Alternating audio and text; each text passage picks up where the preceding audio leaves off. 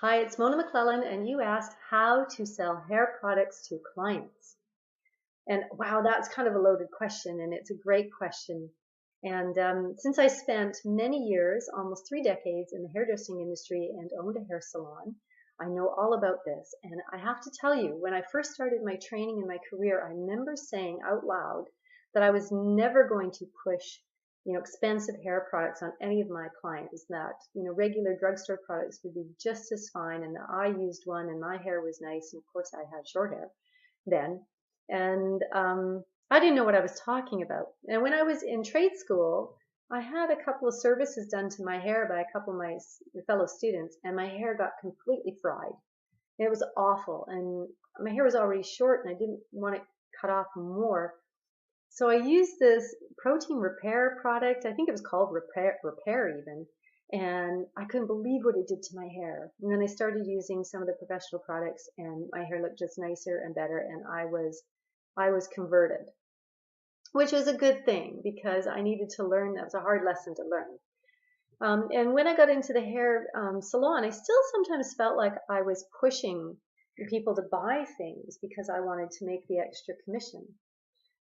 But I had to reframe it, and here's what you need to do if you're in the same position, is that you have to understand that educating your clients on hair products, educate yourself first, of course, but educating clients on hair products is part of the service that they're paying you for.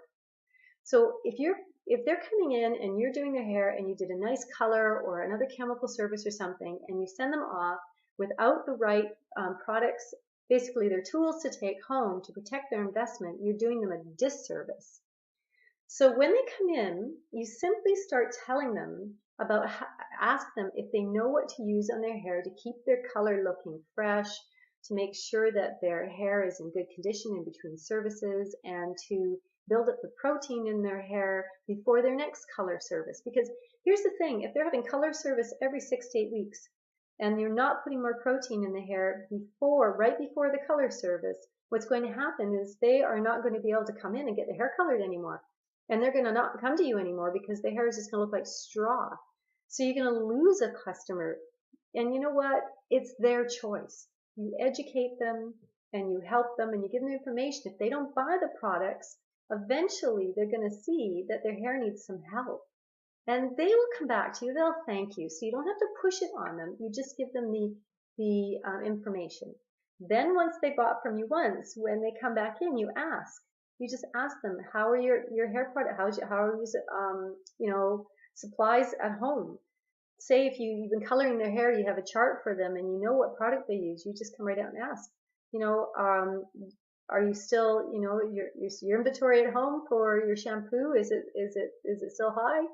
Have you got what you need to take care of your hair when you go home this time? Are you good for products at home?